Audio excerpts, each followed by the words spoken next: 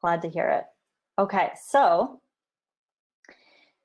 today, first of all, well, thank you so much to torontojobs.ca for inviting me back to speak today, and for all of you for joining the speaking session. My name is Rachel Despres, and I'm a career coach for rebels. So I specialize in helping people to break free of their cubicles and create unconventional careers on their own terms, careers that truly fit with who they are. And that's exactly what I'm going to be talking to you about today, is careers outside of the cubicle. So this shift toward careers outside of the cubicle, it's been happening for quite a while now, but as a result of the pandemic, that has just sort of been accelerated. So in a lot of cases, it'll be permanent as well, as businesses decide to keep people working from home, either for good or for the most part anyway. And you too might have decided that you're sort of done with the cubicle thing. You've been working from home for probably about 6-ish months now, and maybe you're just, not feeling going back to the cubicle thing. And if you are feeling that way, you are not alone, because I've talked to tons of people over the last 6 months that are feeling the same way. Now, before I dive into today's presentation content, I want to ask all of you a question. When you were a kid, did you dream of growing up and working in a cubicle?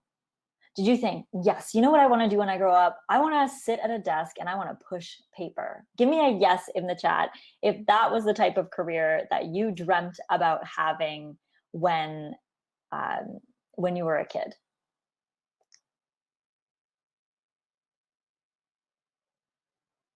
I'm sorry, Halim, I do not speak French, unfortunately. Vinayak says, no, not at all. Denise says, not at all, with an exclamation point, and I feel you on the exclamation point. If that is how you're feeling, again, Hugh says no, Marilyn says no, not at all. So it's looking like none of you dreamt about working in a cubicle when you grew up, when you were a kid. I'm betting that your little kid dreams of what your grown-up career was going to be like were probably way bigger than sitting in a cubicle for 40 plus hours a week, and probably a lot more exciting too. So why is it then that so many of us end up in cubicles? Well, I think it's because we're not really told that there are other options out there. Sure, you can see that there are other options available, like, you see that there are professions like astronauts and actors and athletes, but those paths are painted as being really rare or special, right? So the safe route for the rest of us to go is to get a desk job. But the thing is that working at a desk isn't for everyone, right? It doesn't fit with everyone's personal needs and their lifestyle and their aspirations for their career and just the kind of life that they want to lead.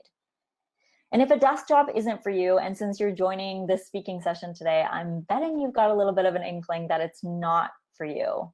You might be feeling like maybe there's something wrong with you for not being happy with having a normal job like everybody else. But because you don't know what other options are out there, maybe you're feeling stuck. And maybe you're like, how do you know these things, Rachel? How do you know that I'm feeling stuck and I'm not sure what to do? Well, it's because I have been where you are right now. But I escaped my cubicle and I created my own career, and now I help other people to do the same thing. And today we're going to talk about your career options beyond the cubicle, because you do have some. We're going to talk about how to know which of those unconventional career types might be the right fit for you, and also what some of the benefits are to pursuing an unconventional career path. Now, when I say unconventional, what do you think of? What comes up for you when I say unconventional career? What comes to mind when you hear that word unconventional? Let me know in the chat what you think of when you hear that term.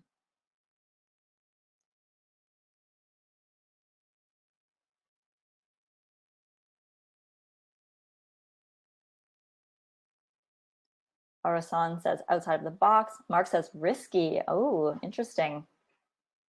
Denise says not a cubicle job. Yeah. Mark says hard to monetize. Mark, I can see that you might have a little bit of a negative connotation with jobs outside of the cubicle. Monica says artists. Claire says exciting. Yeah. Well, the thing is that there's no one definition of what an unconventional career is, because unconventional, that word unconventional, it means different things to different people. But I've noticed that over the time that I've been career coaching people to create their own careers and have unconventional careers, that most unconventional careers tend to fall into one of three major categories. And that's what we're going to be talking about today, is that they tend to fall in three main categories. So the first category is self-employment.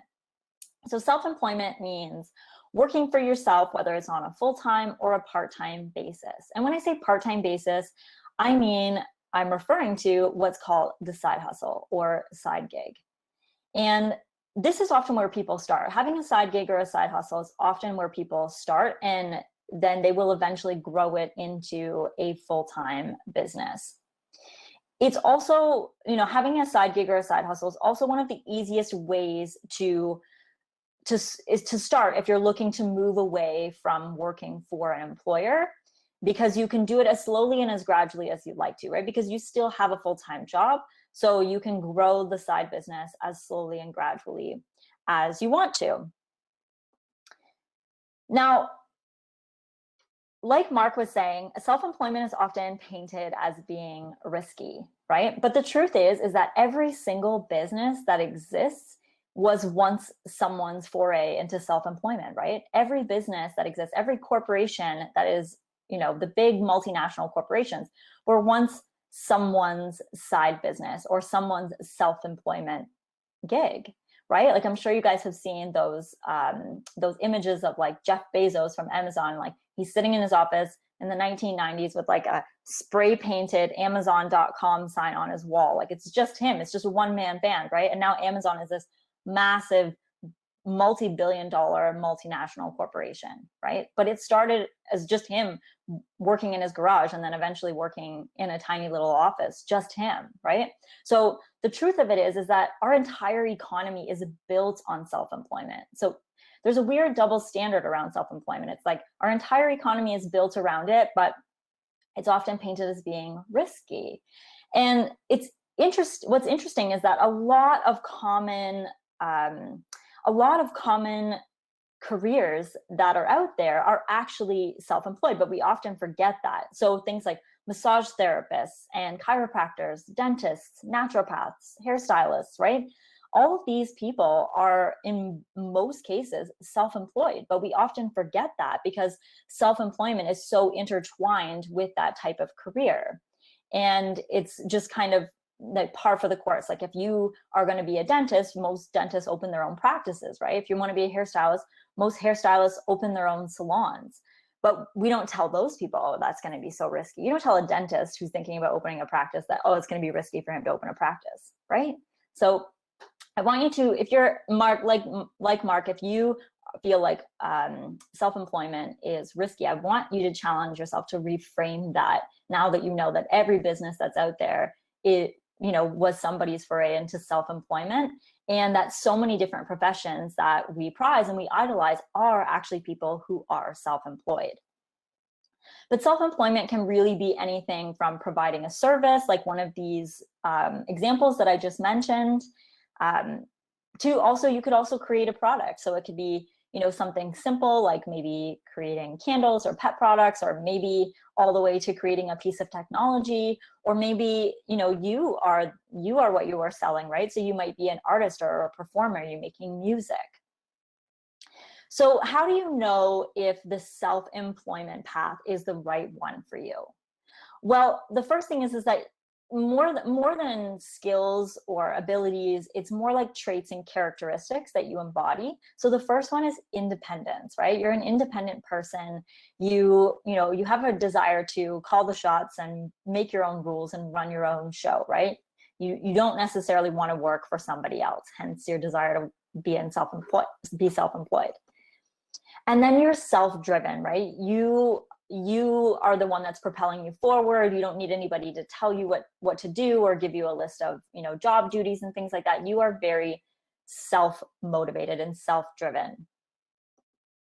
And you're persistent, which really just means you're stubborn. If there's one thing that I have learned as being someone who's self-employed and helping other people become self-employed, is that if there's one thing that you need, it's persistence, which really just is stubbornness. Persistence is just the nice way to say it. But you need to be persistent because there's going to be lots of challenges along the way, and you need to have the desire and drive to overcome them.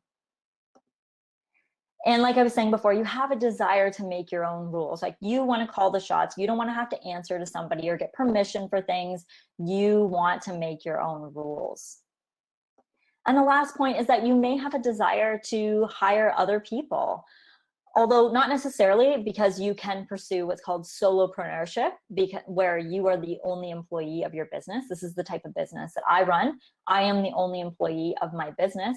But you may, when you're thinking about going into self-employment, one of the things that might indicate this path is the right one for you is that you might have a desire to employ other people.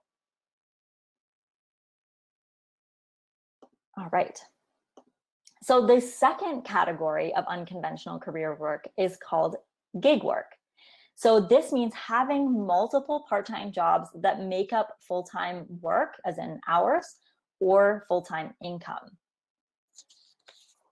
Now, gig work may be a combination of you working for employers and you working for yourself, right? So you might have a part-time job or more than one part-time job where you're working for somebody else, and you might have some side gigs or side hustles that you're working on yourself. So you might do all of these things in combination to fill up, your 40 plus hours a week and earn you your full-time income.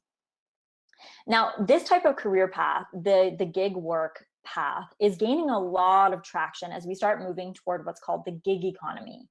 And maybe you've heard that term before, but if you're not familiar with what it means, by definition, the gig economy is one in which temporary, flexible jobs are commonplace, and companies tend toward hiring independent contractors and freelancers instead of full-time employees. Now, if you've been active in the job market for the last probably around 5 years, you probably noticed this trend that there are a lot less full-time jobs available to apply for, that companies are now hiring people on contract instead. And then what they might do is eventually, when the contract is up, they might hire you on as a full-time employee. But even more common now is that companies are just either extending the contract or like offering you another opportunity to apply for another contract, but they're not offering positions like full-time positions. It's contract or nothing kind of thing. And you might be actually surprised to learn that 20 to 30% of Canadians already are doing non-traditional work like this gig work. So people like freelancers, independent contractors, and consultants. These are all different kinds of gig work. And 20 to 30%, that's quite a large chunk of the Canadian job market, is already working in this type of non-traditional fashion. So how do you know if gig work is the right fit for you? Well, you're going to have a lot of the same qualities and traits as you would for the self-employment path, because in a lot of cases, self-employment is a large part or the entirety of what your gig path-based career is. So being independent and self-driven, persistent, wanting to make your own rules and hiring other people possibly. But there is one sort of key distinction between gig work and self-employment. And that key distinction is that people who pursue gig work tend to love variety. So people who love variety are often referred to as being multi-passionate or multipotentialized. And this means that they really crave variety. They like doing lots of different things. As opposed to being specialists, they are generalists in lots of things. So if you are someone who really loves variety, either maybe it's variety within a given work day, you're working on multiple projects throughout a given day, or maybe you're working on multiple projects or with different clients throughout a given week, if that's something that you really like, then the gig work path might be a really good fit for you. Or if you just have multiple interests that you want to pursue, right? You might pursue one gig in web design, another gig in doing like music performances, and another gig in dog walking, right? So if you have multiple interests, the nice thing about the gig work path is that you can do all of those things simultaneously. And the third category that most unconventional careers fall into is remote work. So this is working for an employer outside of an office environment. This is far more common now than it used to be, and is something that almost everyone has been thrust into as a result of the pandemic. And from what I gather from people that I've talked to about working from home since March, is that a lot of people are really digging it. So the remote work sector of the job market is really going to boom as a result of the coronavirus pandemic, and just shifts in the job market that take place as a result of the pandemic. But there are actually two different types of remote work. So the first type of remote work is what most of you are probably doing right now, which is conventional work, like desk job like work, but you have a little bit more freedom to decide where you want to do it from. So obviously right now we don't have quite as much freedom as you typically would doing remote work, because you're probably working just from home.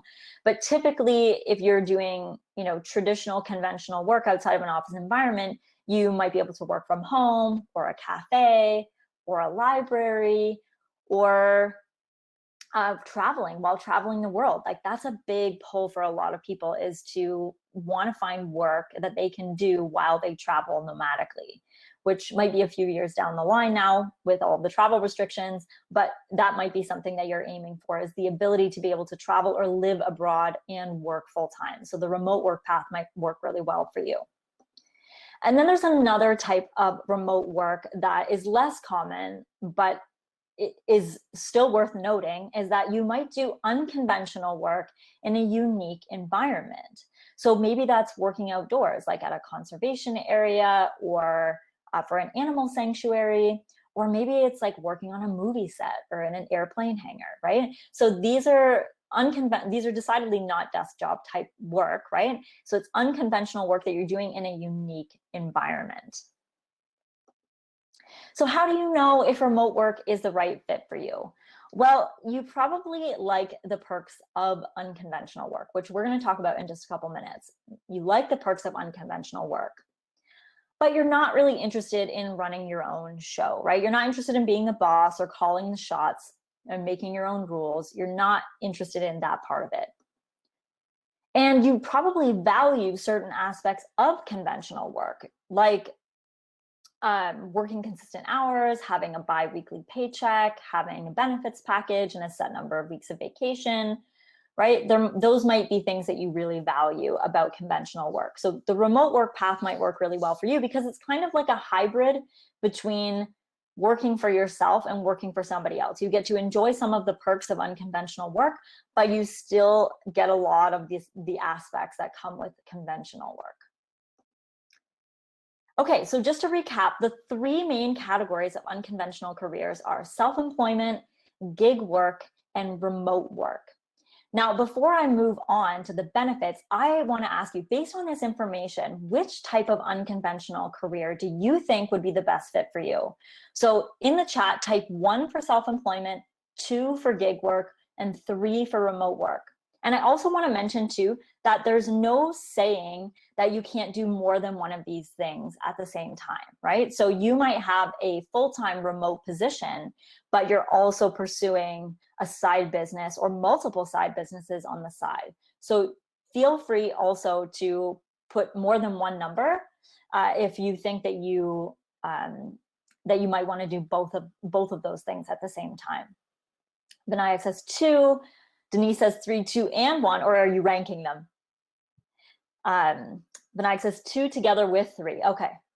Hugh says 2. Marilyn says 3 and 2. Claire says 2. Yeah. 1, 2, and 3. 3 conventional, 2 transitioning to 1. Yeah, absolutely. Yeah, Denise is ranking. Yeah. Yeah, absolutely. And the nice thing is that you can do this gradually, right? Like you were saying, Mark, in your comment, is that you can definitely transition gradually, right? You can get a remote-based position, see how you like the working from home thing, on a full-time basis, which everybody's really gotten a good feel for this year. And then, start a gig or a side gig, and then see how those grow. And then eventually when they grow large enough, you might be able to let go of or scale back on the full-time job so that you can put more energy into the side gigs or side hustles that you're building, or the one business that you're building. So you can definitely do more than one of them at the same time. And you can work, again, at whatever pace feels good for you. Okay, so let's talk about the benefits of unconventional careers, because the benefits are often what attract people to unconventional careers. So the number one thing that I hear from clients that they really want from their unconventional careers is freedom. This is one of the reasons why they want to leave their desk job, is they want freedom. And when they say freedom, what they really mean is they want freedom from routine. They're done with the 9 to 5 or the 8 to 4 thing. They don't want to do consistent hours day in and day out anymore. And they also want freedom to choose where they get to work from. Like I was saying before, we don't have quite as much of that freedom right now, but in a few years' time, you would have the freedom to be able to work from home, or a cafe, or a library, or while you're traveling the world, like I was mentioning before. So freedom is a big thing. And then hand in hand with freedom is flexibility. A lot of people really crave flexibility. So when they say flexibility, they mean they want flexibility to build their own schedule, right? To take as much vacation as they want to, and to choose what they want to work on when they want to work on it. The nice thing about being able to build your own schedule is that you can take vacation whenever you want to. You can just, take a Friday off because you feel like you need it. Or if you need to go for an appointment, you don't have to, clear it with anybody or use your vacation time, right? You have the flexibility to build your schedule around your life. And that's what's attractive for a lot of people, especially if you have other things you really love to do. Like if you're a really big avid traveler, then this works really well. Or if you have like young kids or something, right? Flexibility is key for people in those types of circumstances. So a lot of people are really craving that in their work. Also, autonomy. So this is, the fact that when you're doing an unconventional career, in a lot of cases, you're working by yourself, or mostly by yourself. And because I work with people who are coming from corporate, a lot of them are they're so tired of not just working with other people, but the fact that they feel like they're always waiting for other people to be able to get their work done. And that's a pain point for a lot of people, as they feel frustrated that it just constantly feels like a waiting game. You're waiting on somebody else to be able to do your work. So the nice thing about autonomy is that it's just you, right? It's just you running the show. You're not really relying on anybody else to be able to get your job done. And then, like I was talking about with the multi-passionate or multi-potentialites, is that you have the ability to pursue multiple interests at the same time, right? A lot of, you're not restricted to sort of a rigid job description like a typical traditional job, right? You can do many different things under an umbrella of work. And this is especially true of people who are pursuing self-employment and gig work, is you have the ability to pursue multiple interests. And this ties hand in hand with the last one, is that when you have an unconventional career, you oftentimes wear many different hats. Again, this is especially true of gig workers and people who are self-employed, is that you're the salesperson, you're the marketer, you're the IT person, you are the person who's actually doing the product or creating the product or doing the service, right? So you're doing so many different things. And a lot of people really love this because it allows them the ability to try new things and learn new things all the time. So if you're someone who loves learning and you crave that feeling of constantly pushing your boundaries and stretching what you're capable of and taking on new skills, then an unconventional career might be a really great avenue for you to be able to do that. All right, so that is the lowdown on the cubicle, or on the what unconventional careers are, the 3 main types of unconventional careers. And